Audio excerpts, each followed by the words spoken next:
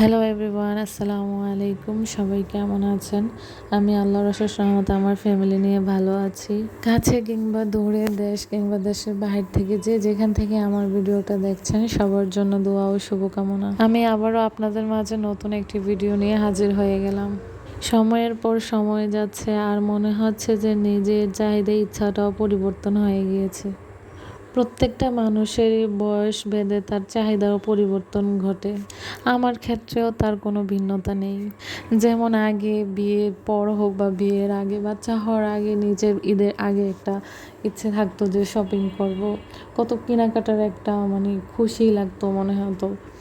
Baby হওয়ার পরে মনে হচ্ছে যে সংসারের প্রতি ঝুঁকিটাই বেড়ে গিয়েছে। এখন শুধু সংসারের কথাই চিন্তা আসে মাথার মধ্যে। এখন নিজের জন্য কিছু কিনবো সে চিন্তাটাই আসে না। মনে হয় যে নিজের জন্য এটা কিনবো, এটা দিয়ে যদি সংসারে কিছু কেনা যায় তাহলে সেটাই ভালো। আমার মতো সকল মধ্যবিত্ত আপুদের সবার একই অবস্থা, তাই না? আমাদের এখন আর নিজেদের জন্য শপিং করতে ইচ্ছা করে না।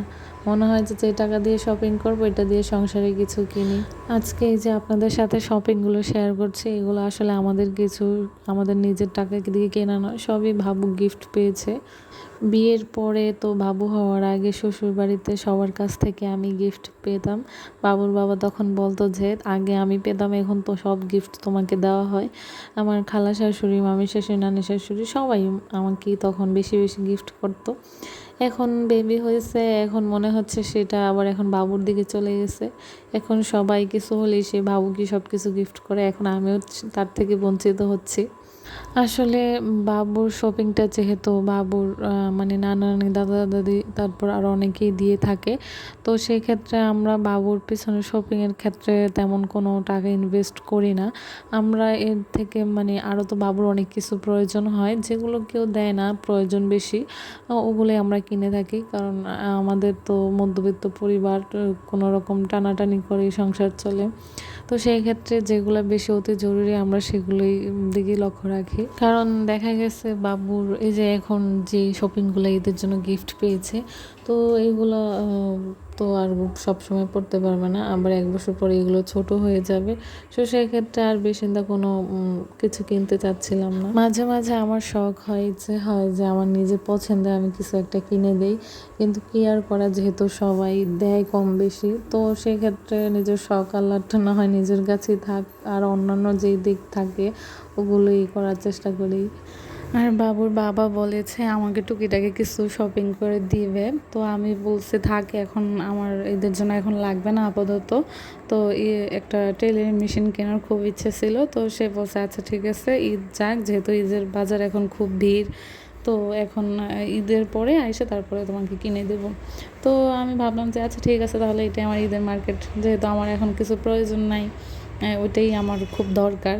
আসলে টেলারিং টুকিটাকি হাতের কাজ আমি মোটামুটি পারি, তেমন বেশি পারদর্শ না, তারপরেও আমি চাইছিলাম যে নিজের জামা কাপড়টা যেন নিজের মন মতো করে বানিয়ে নেই। কারণ বাহিরে কোনো ডিজাইন দিলে সেটা আসলে একরকম দেখালে আরেক রকম করে ফেলে অনেক সময়। তো এই জন্য চাচ্ছিলাম যে বাহিরে দেওয়াটা অনেক ঝামেলা, সব সময় যাওয়া হয় না। তো আমার যদি একটা থাকে নিজের মতো করে নিজে বানিয়ে নিতে পারবো, তো এই জন্য ওইটাই আমি খুব ফোকাস করতেছি যে ওটা যদি কিনা যায়। আসলে মধ্যবিত্ত ফ্যামিলিতে এরকমই হয়, একটা চাহিদা পূরণ করতে গেলে অন্যগুলো হয় না, এভাবেই আসলে মানিয়ে নিতে হয়, কি আর করা। যারা আমার চ্যানেলে নতুন আছেন তাদেরকে আমি বলতেছি, যদি আমার ভিডিওর কোনো অংশে কোনো এতটুকু ভালো লেগে থাকে তাহলে আমার চ্যানেলটি সাবস্ক্রাইব করে আমার পাশে থেকে যেতে পারেন। আসলে আমি আমার ভিডিওতে আমার ডেলি ব্লগ, ডেলি যা যা টুকিটাকি করে থাকি তাই আপনাদের সাথে শেয়ার করি। আসলে আমি জীবনে কিছু করতে চাই, বাইরে গিয়ে জব করাটা আসলে আমার জন্য পসিবল না, তাই চাচ্ছি আমি যদি বাসায় থেকে কিছু করতে পারি। তো সবাই আমার জন্য দোয়া করবেন এবং আমার পাশে থাকবেন, আমাকে সাপোর্ট করবেন যেন আমি সফল হতে পারি। আমার চ্যানেলটি এখনও লাইক দেননি, একটু লাইক দিয়ে দিবেন। অনেক সময় আপনাদের সাথে লাইক চাইতে ভুলে যাই হোক, আপনারা একটু কষ্ট করে লাইক দিয়ে দিবেন। আর যারা অলরেডি লাইক করে দিয়েছেন তাদেরকে অসংখ্য ধন্যবাদ। মাশাল্লাহ, এবার বাবুর অনেকগুলো ঈদের শপিং হয়ে গেল, মনে হচ্ছে যে এবার ঈদটা শুধু বাবুর জন্যই। সবাই মিলে বাবুকে মাশাল্লাহ অনেক অনেক গিফট দিয়েছে। ভিডিওতে আমি এখানে তার ড্রেসগুলো দেখাচ্ছিলাম আর সে পাশে বসে বসে দেখছিল যে তার মা তার কী করছে তার ড্রেসগুলো নিয়ে। কিন্তু সে তার ড্রেস থেকে তার জুতোর প্রতি মানে জুতোর দিকে নজর থাকে বেশি।